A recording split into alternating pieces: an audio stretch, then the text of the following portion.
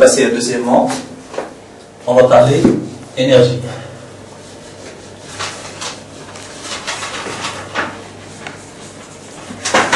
Donc, on va passer à deuxièmement. Donc, on va passer à deuxièmement l'énergie. Bien sûr, là, puisqu'on a dit que les oscillations sont électriques libres et amorties, donc amorties à cause de quoi on a expliqué ça, parce que l'amplitude diminue au cours du temps, on va se demander pourquoi l'amplitude diminue au cours du temps. Donc, on a vu aussi que ça dépend de l'amortissement. Donc, certainement, il y a un problème d'énergie. Donc, il n'y a pas d'apport d'énergie. Il y a une résistance qui dissipe, si vous voulez, l'énergie électrique. Donc, forcément, il n'y aura pas de conservation d'énergie électrique totale. Mais, on est obligé de démontrer ça, si vous voulez. Donc, on va appeler cette partie la non-conservation. Bien sûr, de l'énergie.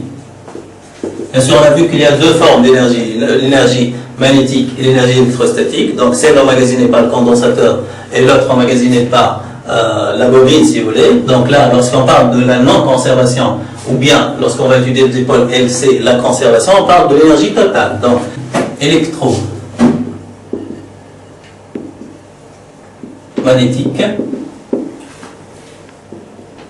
totale. D'accord? Donc, on va juste rappeler l'expression. Donc, expression. Bien sûr, l'expression de l'énergie électromagnétique totale. D'accord? Donc, l'énergie totale, E totale, puisqu'on a deux formes d'énergie, on a EC plus EN. Avec EC, c'est l'énergie emmagasinée par le condensateur, c'est l'énergie électrostatique ou bien électrique si vous voulez, et EN, l'énergie magnétique. Donc, rappelez-vous que l'énergie électrostatique, c'est 1 sur 2C. 1 sur 2C, 1 sur 2C fois Q2, d'accord? Avec C, c'est la capacité de condensateur. Donc, ça intervient, si vous voulez, l'énergie emmagasinée par le condensateur dépend de sa capacité. Plus 1,5 L fois I carré. D'accord? Donc, ça, c'est l'expression, si vous voulez. On va passer tout de suite B à la non-conservation.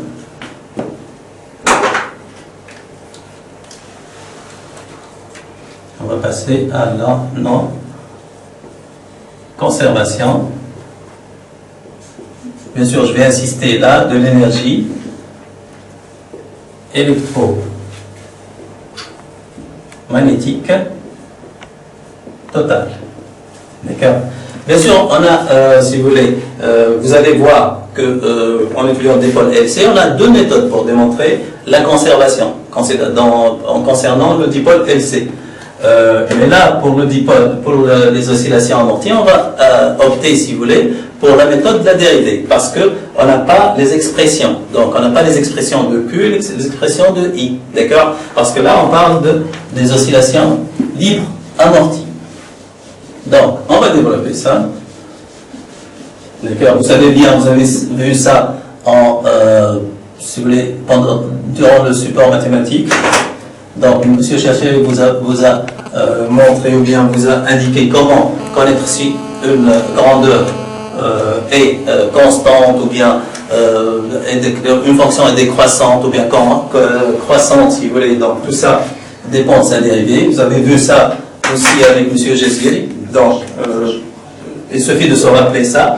Donc, on va mettre l'expression d'énergie là, 1 sur 2 C Q2 plus 1,5 L fois I carré. Donc, si cette énergie est constante, forcément sa dérivée sera nulle. Sinon, si elle est décroissante, si la fonction est décroissante, forcément sa dérivée sera négative. Sinon, sa dérivée sera positive. Donc, on va essayer de dériver ça. Avant ça, je dois vous rappeler que une fonction puissance 2, si je veux dériver une fonction puissance 2, donc la règle c'est quoi? C'est 2 fois la dérivée de f fois f puissance n-1. Là, n c'est 2, donc 2 moins 1 ça fait 1, donc f ça veut dire f puissance 1 si vous voulez. D'accord? Donc il faut faire attention, lorsque je vais dériver ça, il ne faut pas voir q par exemple comme x. D'accord? Donc, en maths, par exemple, vous avez x carré. La dérivée de x carré égale à quoi? Égale à 2x. Et bien pourquoi? Parce que vous dérivez par rapport à x. La variable c'est x. Donc vous faites ça. Donc vous faites d par dx de x carré égale à quoi? Vous nous appliquez la relation là. 2 fois la dérivée de la fonction, c'est dx, mais il faut faire attention là par dx, fois x puissance 2 moins 1. Donc dx par dx c'est 1.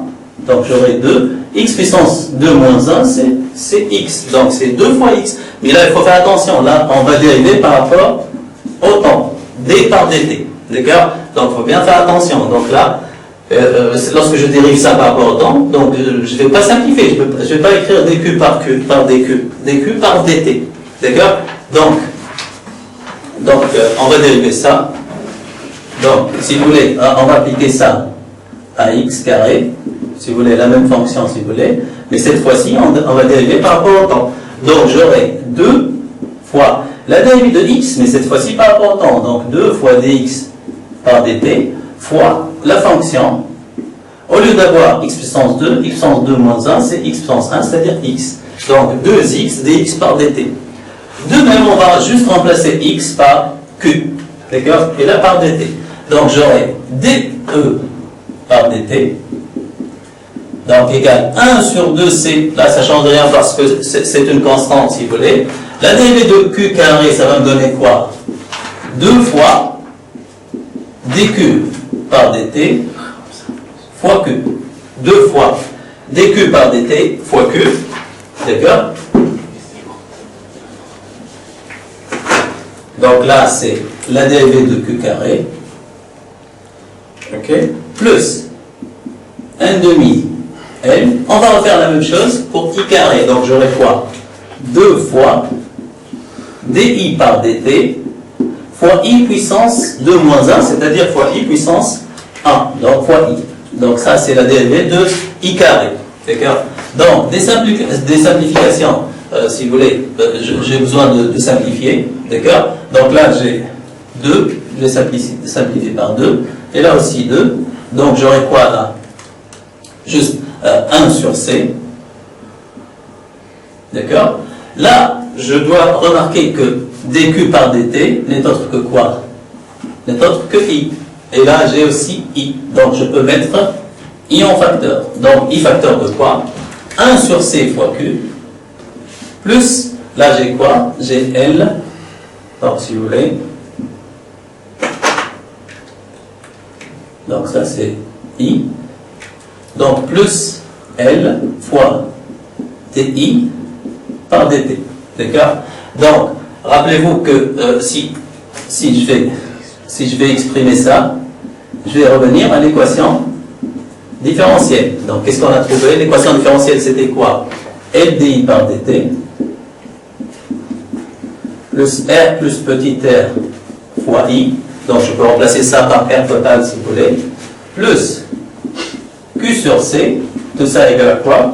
Tout ça égale à 0. D'accord? Donc tout ça égale à 0. Donc si là j'ai besoin de Q sur C plus LDI par DT, donc c'est égal à quoi? Je déplace ce terme-là de l'autre côté, donc j'aurai un signe moins R plus R fois I. Donc je vais remplacer tout simplement ce terme-là par moins R plus R fois I. Donc j'aurai finalement j'aurai dE par dt égale moins R plus R fois I. Donc j'aurai moins R plus R fois I au carré. D'accord? Là c'est très significatif. Pourquoi? Parce que le carré là, donc le carré, I au carré, c'est une grandeur positive. R plus petit r, c'est une grandeur positive. Là j'ai un signe moins si vous voulez. D'accord? Donc là, j'ai un signe moins. Donc, dE par dt. Donc, dE par dt est négative. Négative, qu'est-ce que ça veut dire? La dérivée est négative, c'est que la fonction est décroissante. Qu'est-ce qui est responsable de tout ça? C'est ce facteur-là. Donc là, R plus R, c'est-à-dire la résistance totale du circuit est responsable du fait que l'énergie diminue au cours du temps. Donc l'énergie diminue au cours du temps. Donc la variation de l'énergie, si vous voulez, est une diminution au cours du temps. Parce que la dérivée là, elle est négative. Donc dE par dt est négative. C'est clair? Donc, E est une fonction décroissante, diminue bien sûr au cours du temps.